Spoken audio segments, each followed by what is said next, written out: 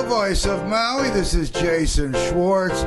At the Neutral Zone, I have a great guest today. Aloha and thank you for joining us. Well, hello. It is October 1st, 10/1/23. Yeah, I know you probably said, well, this is 2 weeks ago. Who's that handsome, debonair-looking gentleman there sitting in the studio? How do we get this guy back again so quick? Totally by accident. Scott Bushnell, thank you for joining us. He is a special guest. I had another guest who texted me about 9:30 today and said, oops, can't make it. How about another week? We'll see if next week we have a holiday or not. But I said, like, who did I have that I kind of gypped out of having a whole show? And I really like, and I want to tell him what's going on with my ear because I can't hear. And I called him and he said, funny you should ask. And he'll tell you that story in a minute. Scott, welcome to the show. Thank you, Jason.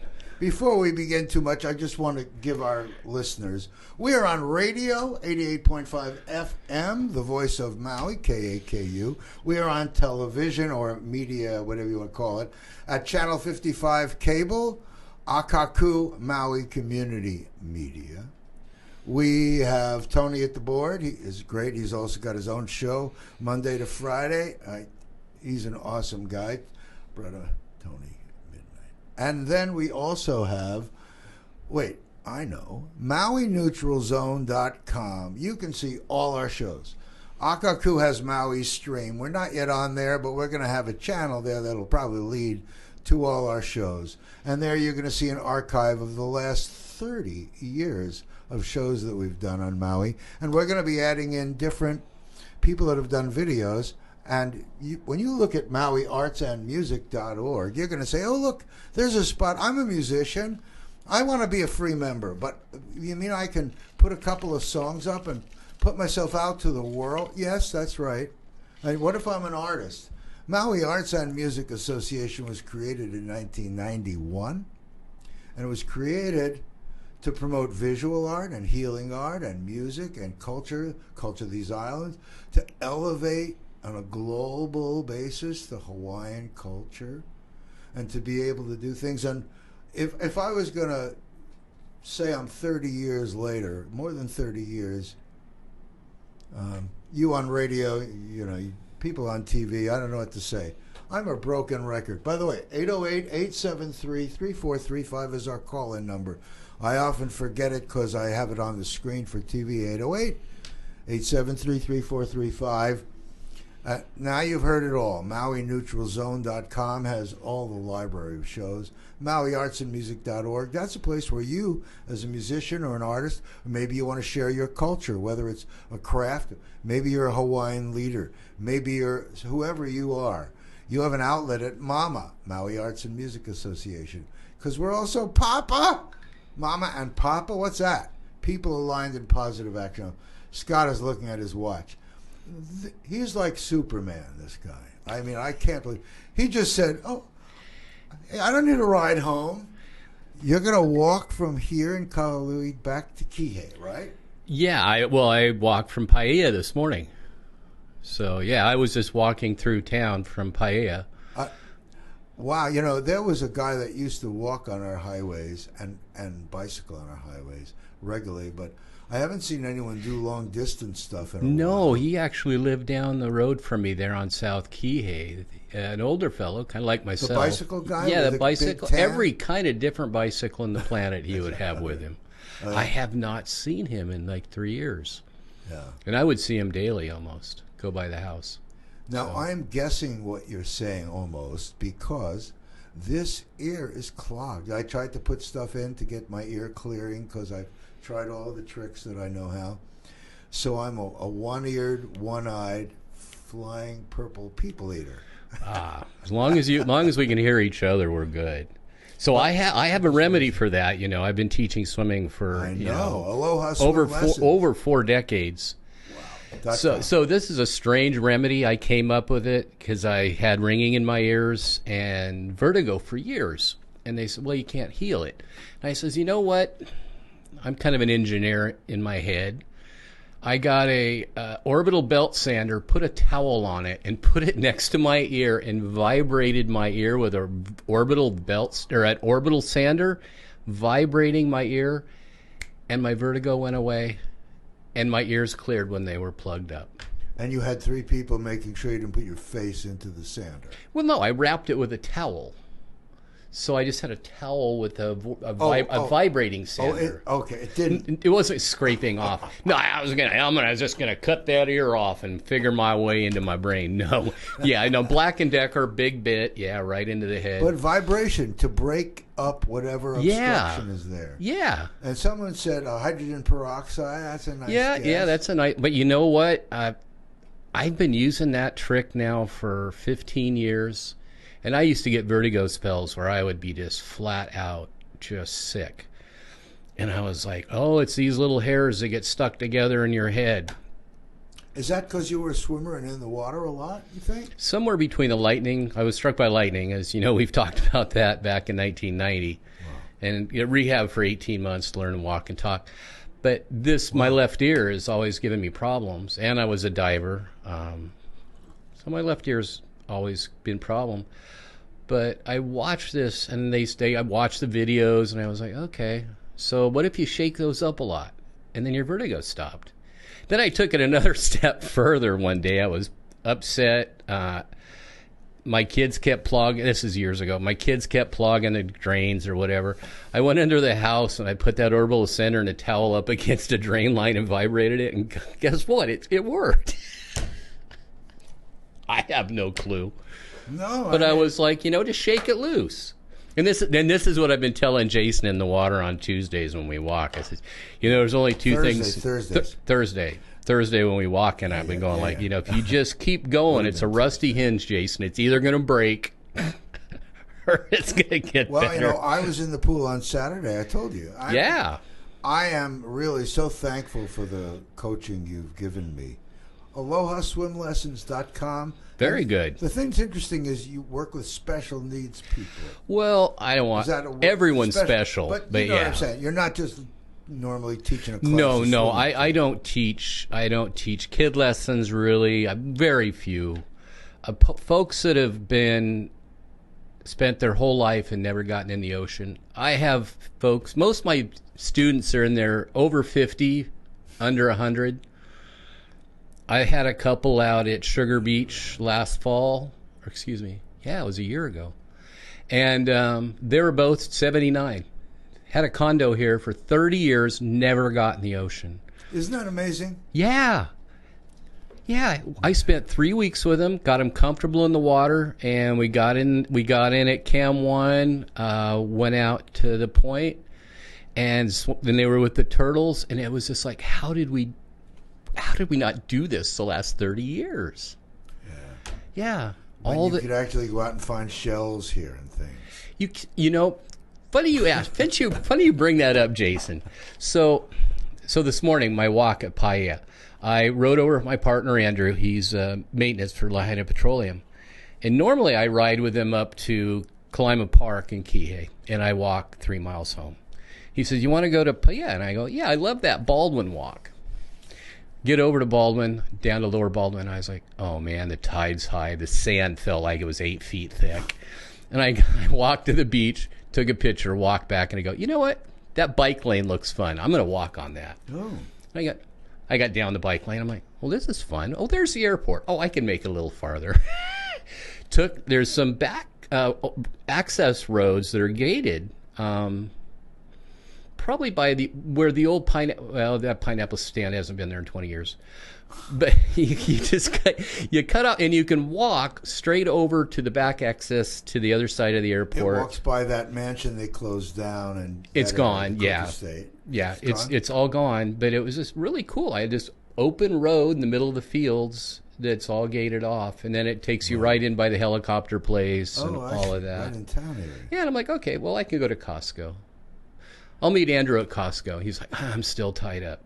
Okay, I'll walk past Costco. I'll meet you at Walmart. Then Jason calls.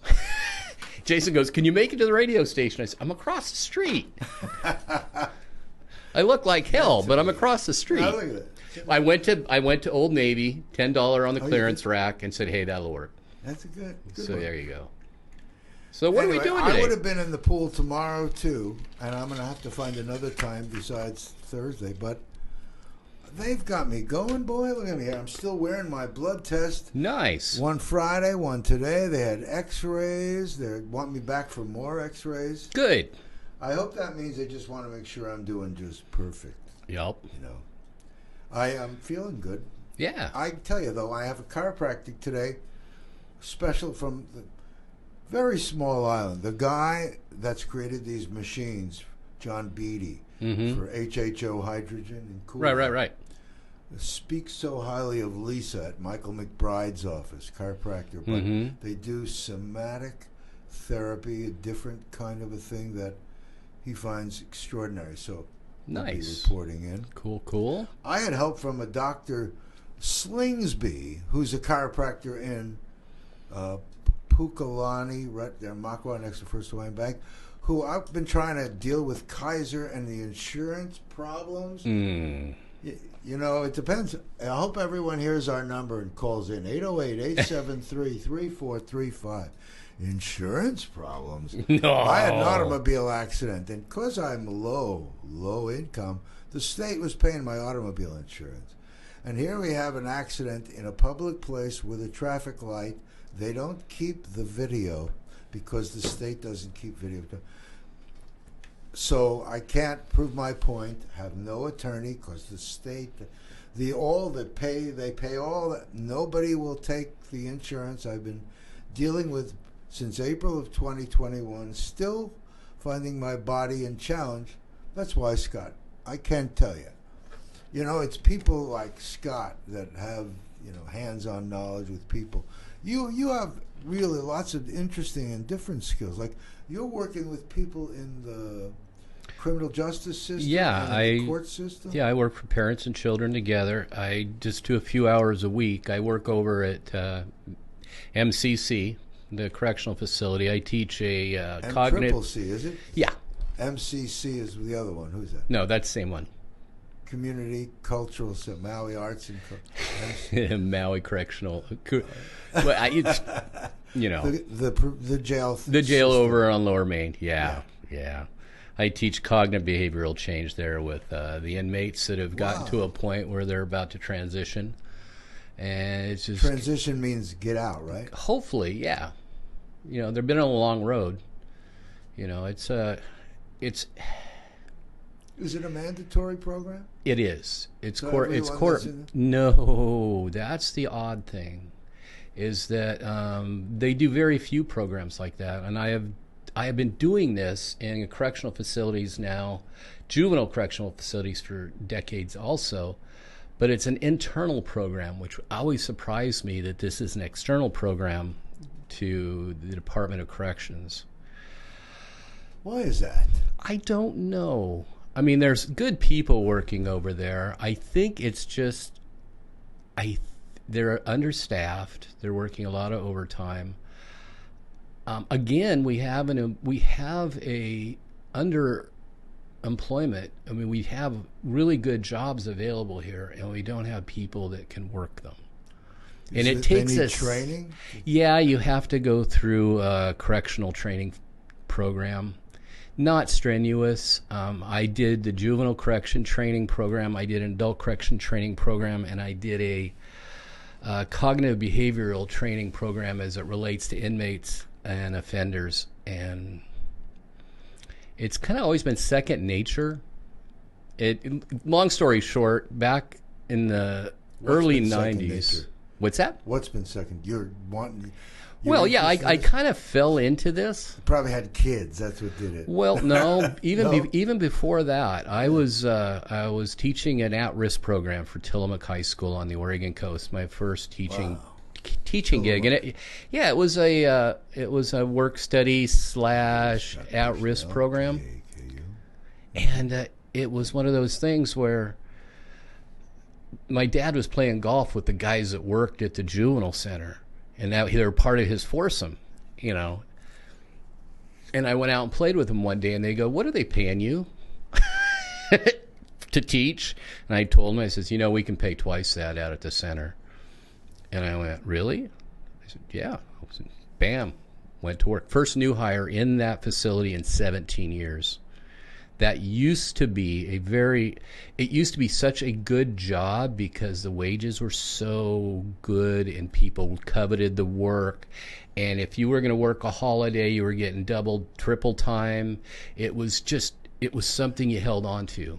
May I also say, and the community and the system prized the value in it. Program. Yes. And we had very low recidivism. I know that sounds like a simple mindset thing that somehow, I don't know if it's missing now, or people get so busy with stuff they just don't think about it. But I think we fell out of step. There was a time when civil service jobs were like, yeah. And then when we went through that crash after the booming 90s and 80s, and it was like, oh man, civil service jobs are solid, man. You're going to have a check. It's going to be there. And then, we kind of have this out of balance moment in time. And I was thinking about this today as I was walking, because I'm walking along where all the cane fields used to be, on that beautiful stretch of road. And I was thinking, when the cane was here and I was lifeguarding and working at the Hyatt, my pay scale was derivative on what the average wage was for a union worker, either at Baldwin, Pioneer, C&H, which was really good pay. You could buy a house and raise a family with one person working at Pioneer or Baldwin or C&H back in the day. Right. And now the starting wage on the beach is the same as it was in 1981. Isn't that absurd? Isn't that absurd? 1981. Yeah, I was looking at postings the other day for jobs because I've been trying, we do visualizations at the jail. You're going to visualize when you get out what job you want to have, what your life is going to be like. And so we do these visualizations. And so I've been pulling up job postings and bringing them in for the guys. And they're like, and I went, holy shit. You ever see rents here? Studio, well, yeah. $1,700. I'm paying $19 for one bedroom, and I'm in rent control at Paradise Gardens. I'm going to puke right here. Yeah. Well, where and what is going on, and how does anyone expect? Well, wages haven't kept up. Well, how can they when that means someone's got to pay the money going in, and we don't have it? It's like how are we going to do this? I know how, but I don't want to spring back into my thing yet with you. No, I just think it takes attitude change. It's like what you're talking about when you say we're out of sync. I think it's that there are too many people, and because there are too many people, we have different levels of understanding of personal. Yeah. And the people that get in trouble don't take it as personal. The people don't know who it is. Remember when you knew everybody in your town or you knew everybody around, you know, things were personal, and there was a level of ethics that sort of things integrated better. Oh, yeah. Now things are so separated by the numbers. Like you say, there's jobs and no one to fill it. But who would fill these jobs and you say they're better paying? But the wages have are not still kept up. No. I mean, consider that if the cost, I don't know how much $1 in 1981 was worth compared to now, but I can almost guarantee 10 times is not that far off. I don't know. I'm not kidding. Yeah. It's like that in the values of money. Who could think that some lady told me for $22,000 she got a house in Haiku they were trying to get rid of. She used to work for a realtor, John Papazian. Mentioning names are always fun because people are still here. That also means there's some perspective on these old birds like me and him who have been here and seen this place and know what a better model means. A personal model, even on, like you're in the social system like that. I'm speaking from the social system, but we've lost track. I mean, I have friends that I went to college with who became doctors.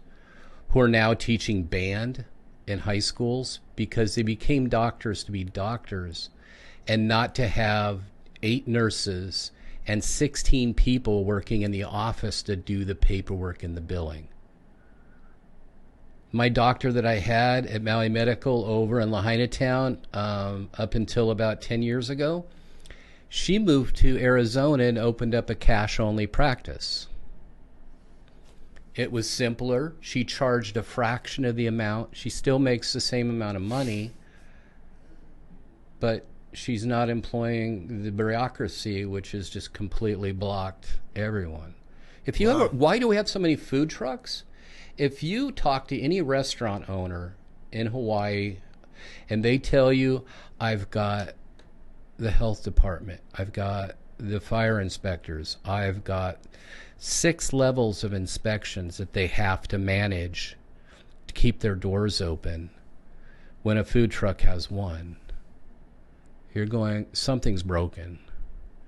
And that's causing us to have this massive overhead because we're spending all the time keeping middle management busy, where the people actually making the food, preparing the food, and buying the food are paying for everybody in the middle that's not touching the food or doing anything besides shuffling paperwork. And the food trucks, speaking of food trucks, aren't that much cheaper, if at all. No. So there's no real gain to the consumer in many ways. Yet the whole physical restaurant industry is like, if Amazon took out all the shopping malls, food trucks are going to take out all the restaurants. Well, it's like a ridiculous... Well, it's a sign of an economy that's in decline. And here we are in Hawaii, which, what are we going to do about housing? I love when they have articles in the paper. You know, this stuff is like a big mishmash to me. Sorry if I jump all over the map here, Scott. No. Look at this housing. Maud Cummings from Family Life Center takes money. Now we know that you got $100 million from Jeff Bezos. That's great. Maybe more. And all these monies. No problem. I love that. However it comes and goes. They use them. And they have 75 or 85 of these places to help 300 people. 300 people. We just had 3,000, 16,000. The scale of what is needed and what is being done, and they make it like this. It is great, Maud. It is great. It's not new. It's not enough. It's not new. And where are the people that, you know, I don't want to, I'm not a conspiracy guy, but it isn't a conspiracy to say we are underserved. We may have jobs, but, you know, I went down to the Red Cross because I saw a job thing. I thought, oh, maybe I could do that part-time and help with some of the skills that I might have. And all they had was jobs that were nice, $20 an hour, 70 hours a week, a 6 months or a year contract. That was all they had. Mm-hmm. There's so many people that could, you know, all the things that are going on now. So many people are saying, I was in a hotel, now I'm not in a hotel. I don't know why how come there are different classes of homeless? There's the homeless that were in the fires. There's the homeless that weren't in the fires. Then there's the people that had a house and don't have a place to go. Then there are people that don't have a house, but they were renting, but they get extra on their food stamp card because they were in the zone.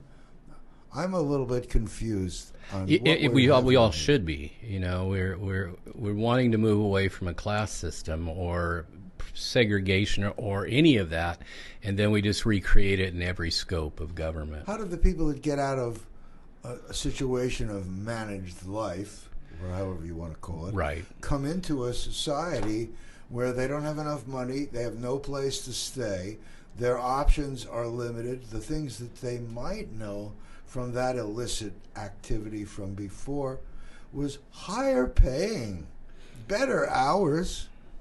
Yeah, and I think this is going to be the hard reality of Lahaina. It's going to be many people that owned homes there are people that maybe moved to the island from the Philippines, maybe moved the island from somewhere else. Their work ethic was so incredible that they had 3 families, extended family, paying all the bills in one home. So, well, yeah, we lost a house, But the reality is, because I did census during the lockdown, there was a lot of people living in single-family homes. Yeah.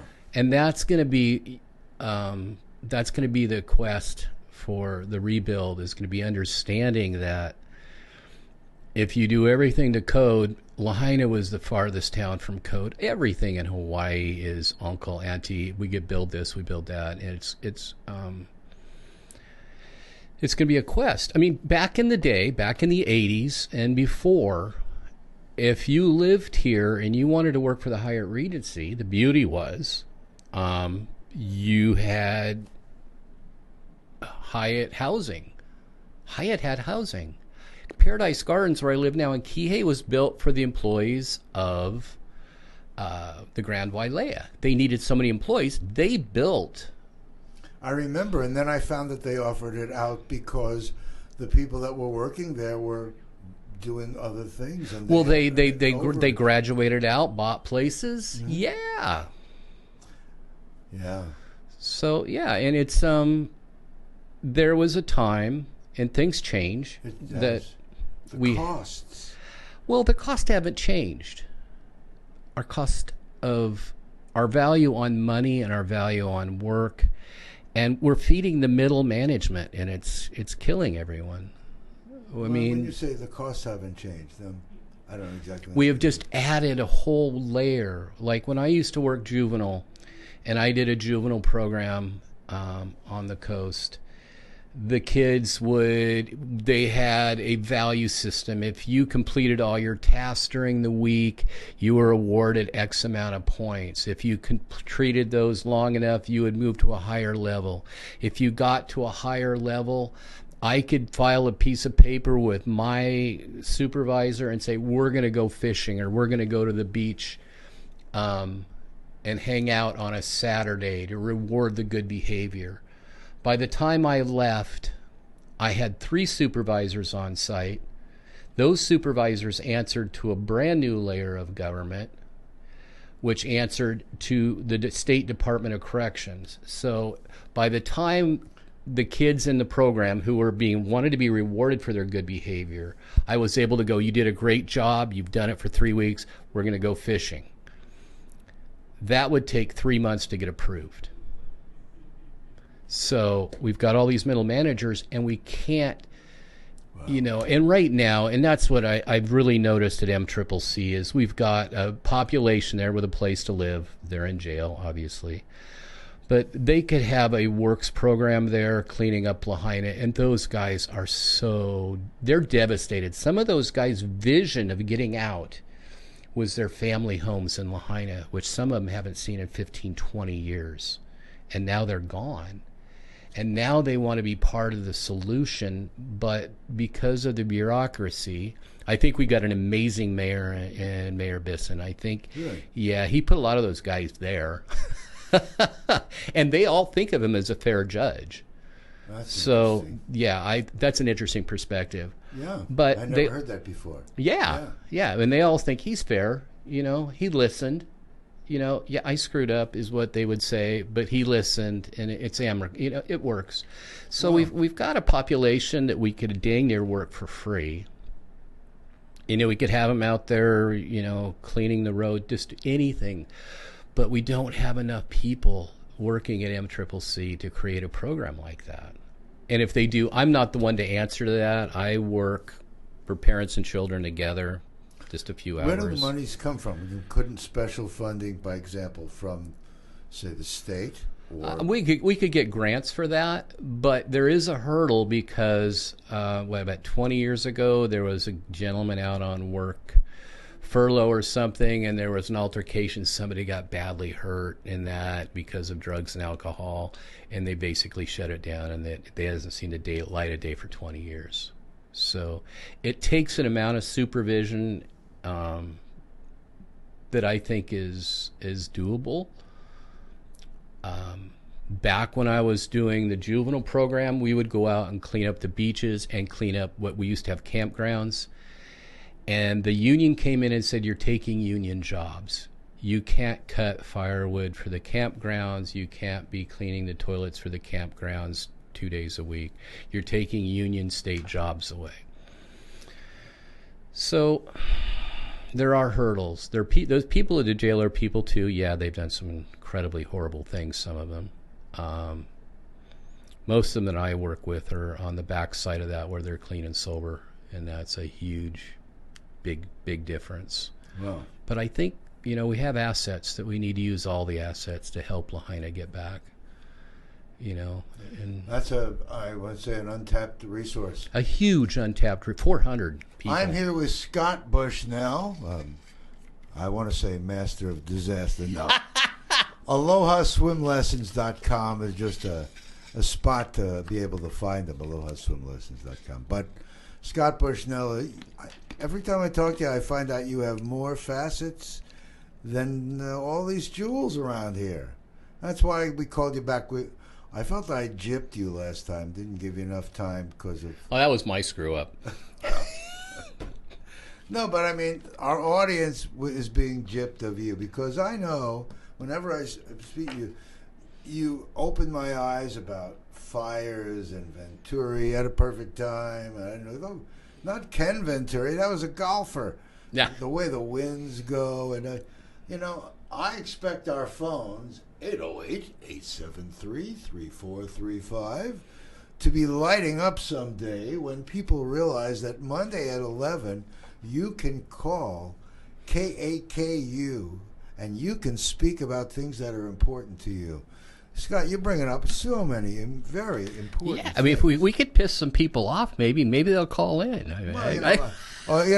Calling in, I just want people to listen. Yeah, wake up. It's like, I'm not interested in being controversial. You Right. said something pretty good. If Rick Bisson was sitting right here, I'd tell him, hey, I understand that the people that you gave a home to for many years and didn't charge them love you. I wouldn't say love you. They think you're fair. Yeah. So to be fair, what the hell's going on here, buddy? I'd like to ask him what's going on. I can't get through to people. I mean, I can't imagine his it's been very hard to deal with. Stepping into those jobs that our chief of police, the mayor stepped into, just, oh my God. I spoke to Josh Green about something, but now that he's governor, I have no chance to speak to him. I told Bisson I was going to speak. Now that all these people, as soon as they touch office, they're busy. Why? You just said. They don't have enough people to support. Why? Because they don't pay enough. Why? Because they don't have any money. Why don't they have enough money? Well, did you see the census report that came out yesterday? I'm afraid to. There's more Hawaiians living off island, off in the mainland than there is here. That's sickening. Yeah. Yeah, it's ridiculous. 10 years before that, there's more people living off reservation. No, excuse me, that was 20 years ago. More people living off reservation that have tribal membership than are on reservation. Is that right? 20 years ago. Yeah. So how do we preserve these cultures? More than preserve them, bring them to the light and give people a sense of pride and see where we all could come together and honor things in a more loving way. Am I being too airy-fairy for you? Well, both of us are these Howley guys sitting here, and we both respect the culture massively. I know, because we've been talking for years. Yep. But it's up to the culture to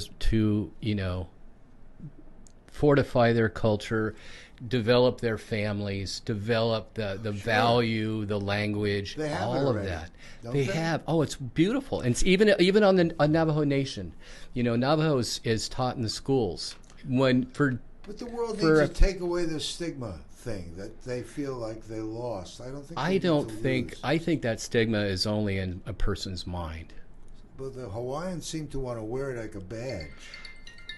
No? I don't want to say it like a badge of courage. Their place was taken. Indians' place was taken. Yeah. So I lost my ancestral home was when the Prussians were taken by the Russians for 200 years ago. We've all had those stories. Some are more modern place than today. I mean, I have an ancestral history that on my grandmother's side. They lost all the family jewels and all the stuff when the Prussians were destroyed. It's part of history. Well, here we are. Who would have a unique thing like be able to recreate Hawaii as if all that building that happened wasn't there? Now the Hawaiians. Have you heard any clear picture? No. Of what is wanted out there? I don't you know, it's still up to the individual property owners, I'm sure. But my father who passed away years ago. When I moved to Hawaii, he served in the South Pacific. He practiced his landing in Kihei as a boatsman driving landing crafts during World War II. But he's told me something very unusual back when I was moving here in the 80s. He said, Scott, you got to learn Chinese. You got to learn Chinese. And my dad has said a few profound things that I've always kept in the back of my mind.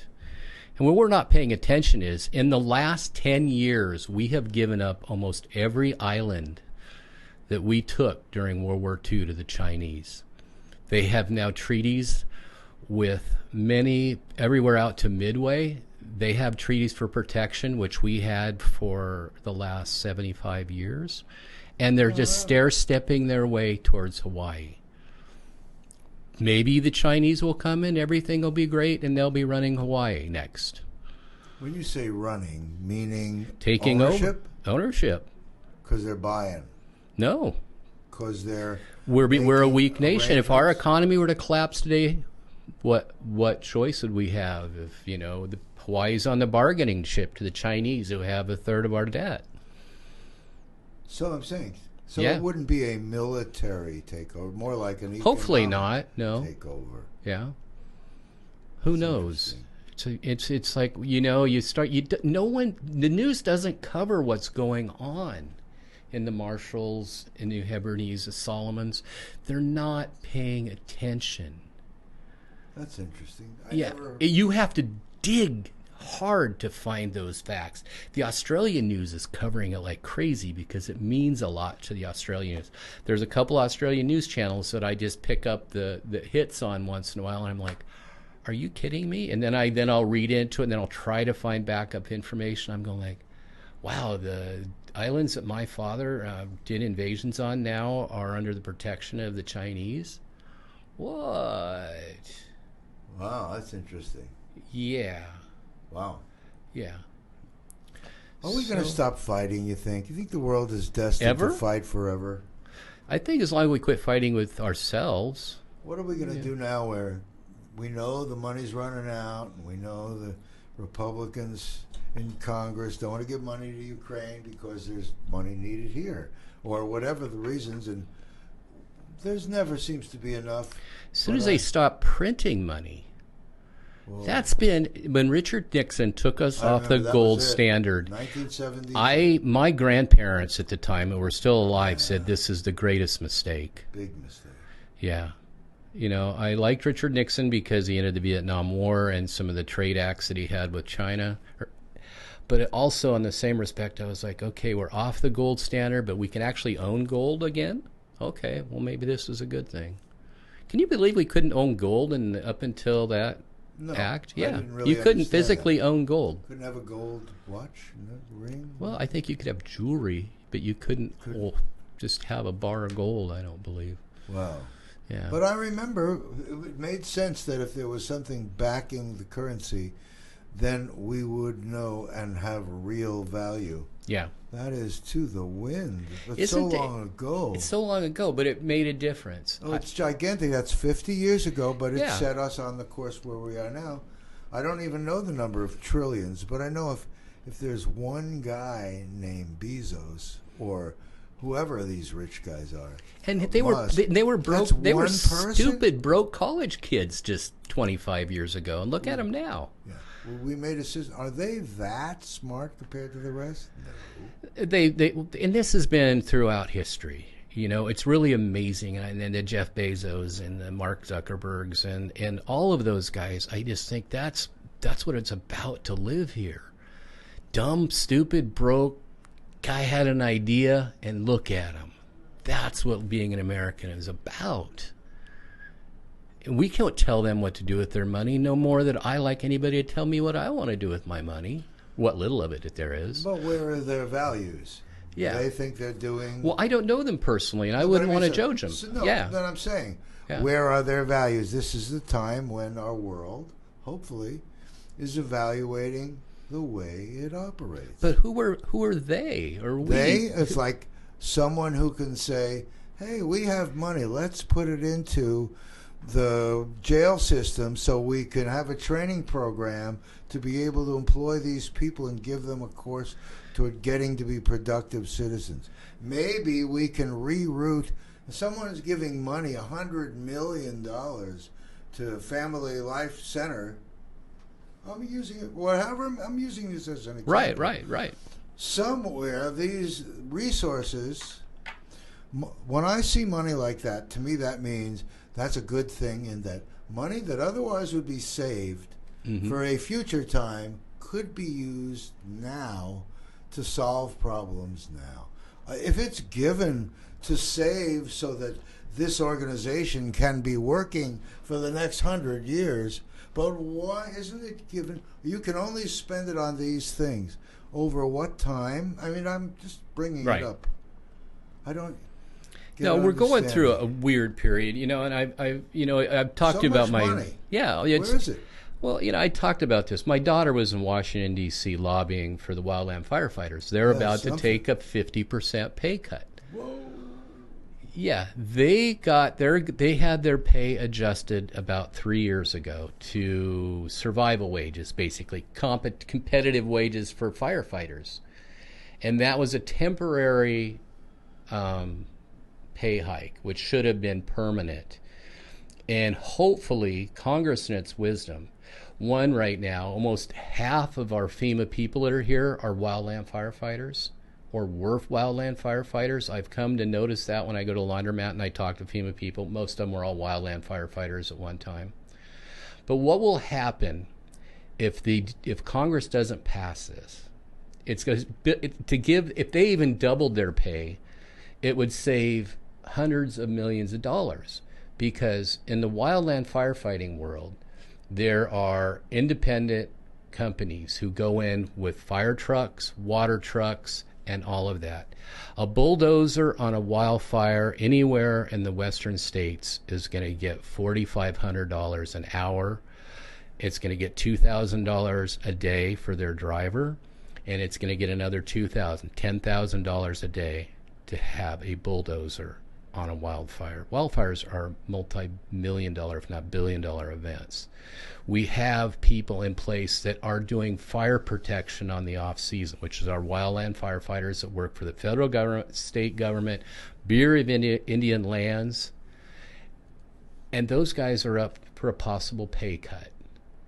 Those are guys doing preventative things, and they work year-round to do that, and then they fight fires, do control burns, and now all of a sudden we're going to cut their pay. If we do, we're going to put ourselves more at risk. Well, and the tough part, and people don't really realize this, is that the tough part about wildland firefighters is, like where my daughter lives. She lives in Catherine County, New Mexico. There's 800 people living in a county that's larger than the island of Hawaii.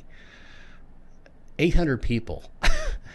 To live there, travel 3 hours to get groceries one way at Walmart or to a real grocery store, and live on the ranch they live on.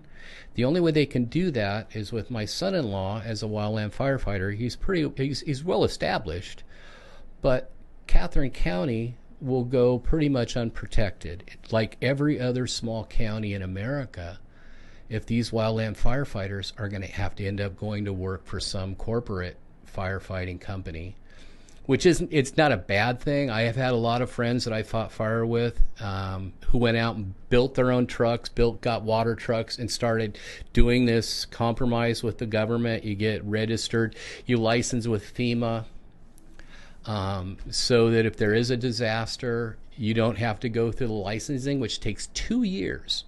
Let's say if I wanted to grab the water tender that's sitting up at Lahaina Family Farms, I doubt it would start running. Hasn't run in a couple years.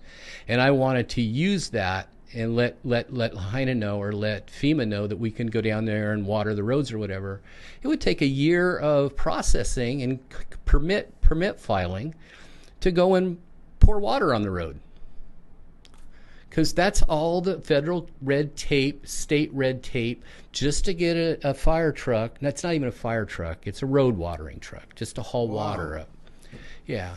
So we've painted ourselves in the corner. What do we do now, boss? I'm hoping, I have faith, some faith in our local leadership on the island. I think they're going to do amazing things. I think Lahaina is going to shine a light and say, wait, okay, yeah, we want to rebuild, but who's going to build? I have a friend that's been waiting for 2.5 years. They've had building permits. They have everything. They got the lot. The wood was delivered. It's in containers. And they don't have a local builder who can even break ground for another 2.5 years. Yeah. So how are we going to get the Lahaina built? How are we going to get anything built? There's going to be there's going to be a come to Jesus moment where our local contractors, because you cannot be a contractor from out of the state of Hawaii and come and build here. You have, if I had a contracting license, let's say in New Mexico, I moved to Maui, I wanted to start building. I have to work 5 years under a contractor that's established here on island, and then I can gradually get into being a general contractor. So that could happen. That has to happen. But it has to happen at a rate of pay that makes it worthwhile. And then where are they going to live? The whole thing is. We're painted in a corner without question. What about all the hotels that are emptying out of the people that were in there because they had nowhere to be that are now where? Where are they going? I don't know. The 85 places that Maud Cummings talked about in the. That's why I talk about the news. Yeah. What are they telling you? I don't. It's.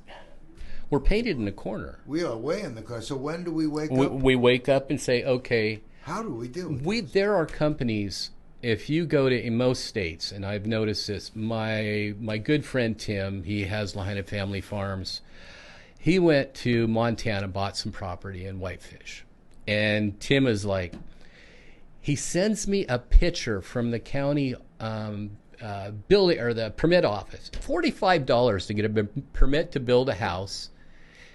He took a 2-bit scratch napkin about what he's going to build, and they said, "Here you go, $45." Stamped it, bring it back, show us everything we need to inspect. And he built a house. It took him 6 weeks because he brought in contractors he could find all over. That bam, knocked out a house. Where is this now? Whitefish, Montana. Now, that's where my friend and partner and whole mama, John Scarchino, moved back. His mom was up there. May he rest in peace. It's already snowing.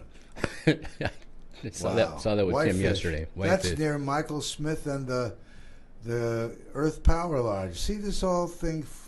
Yeah. The world is crazy. About there, they have problems also finding people there. He had to bring people in from out of town. But yet they can house them. They have permits easy, huh?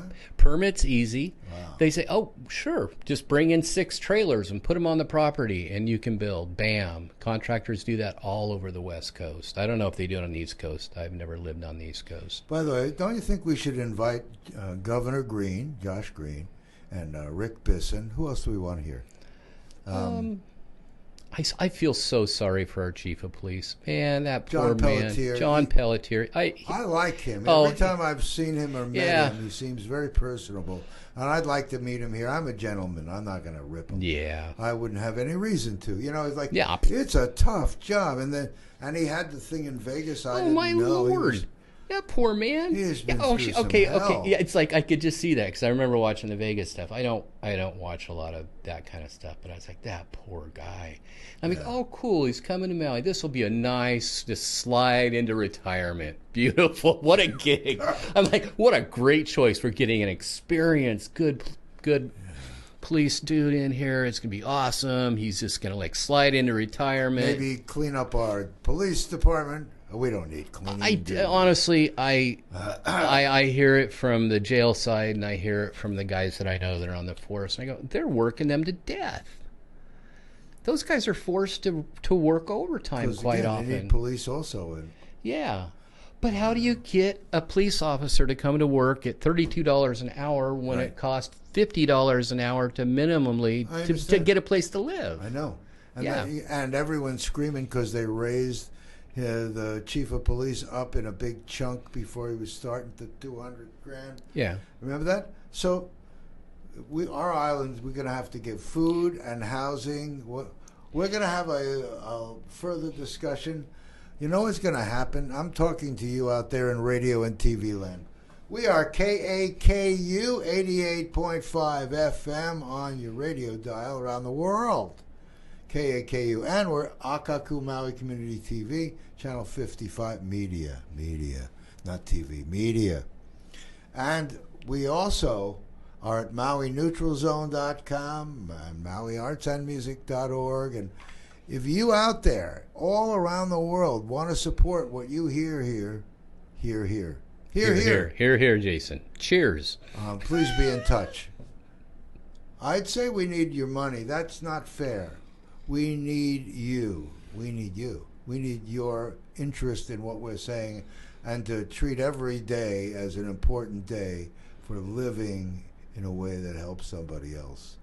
And let's find a way to do this. Together we can do this. You know, I by the way, as I'm sitting here, Scott, and talking, because I don't have one ear that I can hear with, I'm actually getting dizzy sitting here. Every time I move my head, I'm like starting to get into a euphoric state. So if I you grew up in the '60s, Jason. That's just supposed to happen.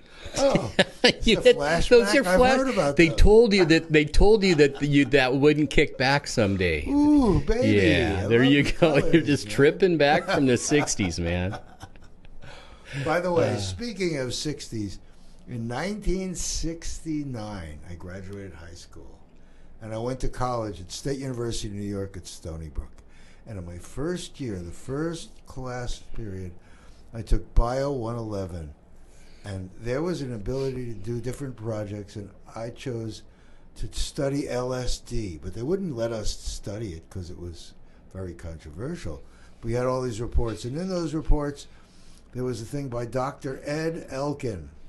Little did I know I'd moved to Maui. Ed Elkin, friend of Timothy, was here. He just passed away Saturday night in Kula Hospital. My friend, Dr. Ed Jarrell Elkin, we all who knew him respected. He was, I guess you'd say he was the king of LSD on Maui. Well, who died previously from Pia?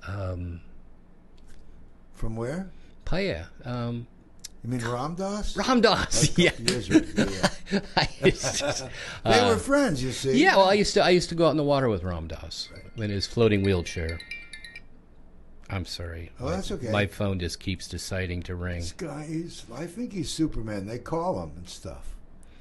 I paused my phone. I forgot to pause my watch. That's all right. You don't have to be paused. You know. Yeah. Scott Bushnell. For people that are tuning in now, you turned in at the perfect time because I'm going to mention AlohaSwimLessons.com. And last weekend before last, Sophie's Swim, which is a great fundraiser from Black Rock. I won my age bracket, but it's not saying anything. I love that. It's not saying anything. But I'll tell you what, those folks down there, you know, it's so neat. And there was folks in older age brackets than me, so yeah. My next age bracket break is at 85, so... Oh, so you had the, like... I got a big age bracket, yeah. Not a lot of swimmers in it, but... But SophieSwim.com also is a good, fun thing.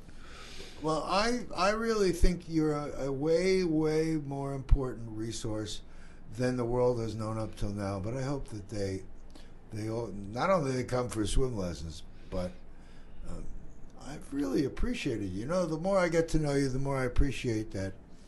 Your insights are very important. And, you know, I wouldn't have you back on this show unless I thought there was someone that had an opinion. So if I say, I like turkeys, and you didn't like turkeys, you'd let me know. Oh, yeah. By the way, I do like turkeys. But you know, we quit asking questions about 10 years ago as a society. We just started laying down. We started laying down. It was like, that doesn't make sense. Make sense of it, or go ask questions. The media doesn't ask questions of anything, no matter what media it is. I have a friend, you know him, Willie the Whale. Do you know Willie? If not, I know the name. Yeah. Willie is in our Kihei Kings group. Okay, by the way, and since COVID, I haven't showed up, and I feel bad about that. Well, that's all right. They have another NWTA and New Warrior Training Adventure. I love it because it's happening on October 13th, Friday the 13th for Jason. That's your birthday. 13, 14, 15. Nice. Yeah, and but Willie said, and he checked with the whales. He does dowsing and accurate. God knows how, but 90% of what we hear on the media is not true. Is less than true. They're paid to give an opinion. I just want to know what happened. After Line of Fire, I was sickened by all the conspiracy crap I heard. It was even if that was so, it got to be the story instead of the story. The people, the loss. Yeah, it was horrible, and they got all mixed up. I'm looking at the clock. Can you see we if that did it says again. Zero? What does it say? How many seconds left? Oh, Christ, I can't see that. Holy macaroni. We got 40 seconds. I'm here with Scott Bushnell. I talk like a maniac. Scott Bushnell, you are a wonderful guest. Aloha. It's always a pleasure to have you here. I hope you'll come back. It sounds like you're sort of like a co-host now. Well, I'm having fun. You're going to fun. have to come visit or just stop in anytime, really. It's good. I got 7 Can miles. you imagine we have 20 seconds to go? Good. MauiNeutralZone.com. You guys know how to find us. We are here, KAKU 88.5. Thank you for joining us. It is always a pleasure. I hope that's playing. Thank you for joining us, everyone. Aloha.